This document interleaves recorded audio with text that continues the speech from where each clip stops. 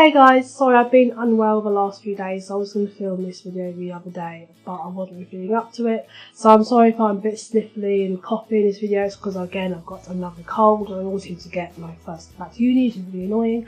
But anyway, today's video is quite an important one because it's going to be like an app review, but it's not, because I'm more going to be pinpointing certain apps I found really useful when it comes to battling anxiety. As you probably know, a couple of days ago it was Time to Talk Day, I think it was called, and it basically encouraged people to seek help for their mental health issues, seek help for their problems, and just generally let people know, whatever gender you are, that it's okay to get help and it's okay to feel alone and you won't be forever. But the reason why I'm doing this video is I found some apps the other week which I've been using now for about a week to make sure I could actually have enough to talk about for this video.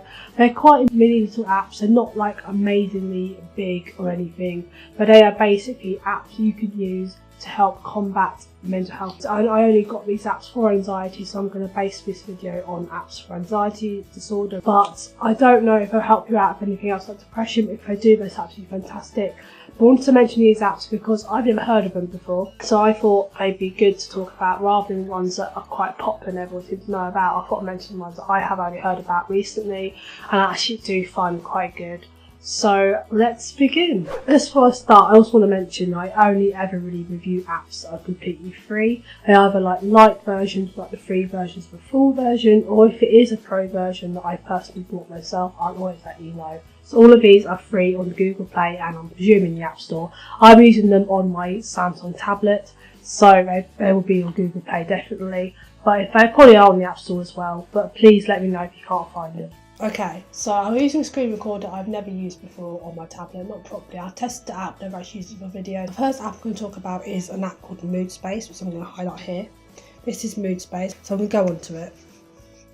There's a thing called Free Clouds, where you can talk about 3 good things in today, which I really like. I'm using it for about a week, and every single night about 9:30, 10 o'clock, it reminds me to write down 3 good things that happen today, even if they're like really small, and it tells you to reflect on them as well, so you can like reflect on the good things that happened. Obviously some days I do struggle with what to write, but it does cause you to think about positive things that have happened in a day, and it does generally make you feel a little bit better, so you just start thinking what good things happened.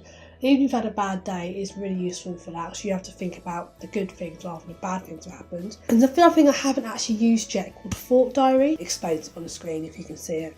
You basically write down a situation or event that led to your unpleasant emotions.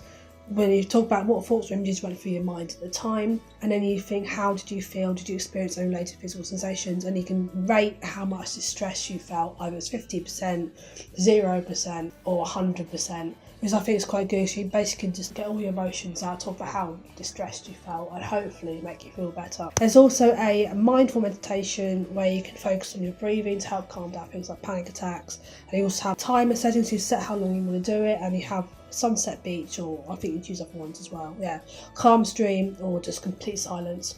So when you're trying to calm yourself down, you have music in the background, or you can have absolutely nothing if you prefer. That is MoodSpace. There's not a lot to it, like I said, but it is a free app, so it's pretty decent for that. Okay, so the second app I want to talk about briefly with you is Panicshield. This app is made especially for people who have panic attacks. It explains what panic attacks are via the guide and how you can treat them. It has a special button you can press on someone right now called Breathe, and you press on that and you're having a panic attack, or not really overwhelmed with thoughts and emotions, you press it and you just press on that, you just tap it and you just have a circle that'll pulsate like that. Basically watch it to be in sync with your breathing and to help calm yourself down. A thing called internal exposure, which is that kind of thing. You can press one of these and it gives you something to do, and it basically calms you down, stops you thinking about everything because it gives you something really stupid to do. And then external exposure, which is more for people who have problems with agoraphobia, or have a genuine real fear of something to the point they have panic attacks, and it basically, you put in what you're scared of, and we'll put in spiders. You have to construct a fear hierarchy. You start off really small to build yourself up to the fear. So it's like exposure therapy. So for example, this person's bottom, they've got a fear of dogs. The smallest thing they start off doing is imagining a dog, then they go up to looking at pictures of a dog, then watching a cartoon dog show, then just make it they do higher and higher and higher to the point they put themselves in a scary situation when it comes to dogs, to the point that they get to the biggest one, say put is letting a dog lick my face, which is probably the hardest thing for them to do, is absolutely terrifying to them. But that is exposure therapy for you, and that's basically what they do. And they recommend you do this mental health professional. They're not saying for you to do this on your own, but it is a good way of getting over a fear of something by working yourself towards it, basically to the point you can actually expose yourself to things you're terrified of and realise you're okay. And that's basically what this app is helping you with. Like I said, all these apps I'm going to be mentioning, they do recommend you mostly use a mental health professional, but if you're not ready to go and see someone yet, I do recommend giving them a go anyway, just to see how we can do on them. And then realising that, because this is what you mostly end up doing with a health professional anyway, they will ask you to do this kind of thing anyway. It means hopefully make you realise that it's okay to go and see someone, and now you're actually going to be fine, and it's really not as scary as you think it is. The last one I want to talk about is Wysa, which is this one here, the penguin. Oh, that's anyway.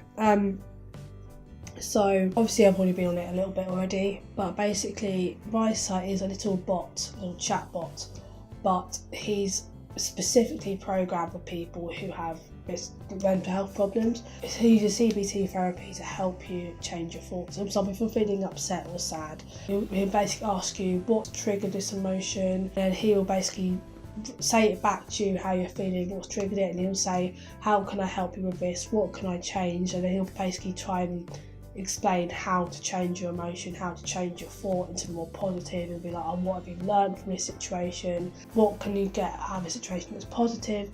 This app is being made to help for CBT, so again you should really be seeing somebody who's trained CBT as well alongside using these apps, but they are basically absolutely brilliant. I cannot recommend this little bot enough. If he remembers everything you tell him, so if I say that film a YouTube video makes me feel good, he'll remember that and he'll be like, oh, remember what makes you feel happy, maybe you should do that again. He'll do activities with you as well to help you keep happy, or when you're feeling sad, again playing the same kind of things with you. So he's got all these things you can do. You can do like a gratitude journal, for example, where you talk about the things you're grateful for. And it's basically to make you feel that you are going to be okay, make you feel more positive. And I know that they're only apps, but I can't recommend them enough. I'll leave that for now. I hope you guys all enjoyed this video and that is helpful for you guys. If you want to see more videos, please don't forget to like, comment and subscribe to me. Also, please don't forget to press the little bell button down below to make sure you get notified of all my uploads. And I shall see you guys in the next one. Bye!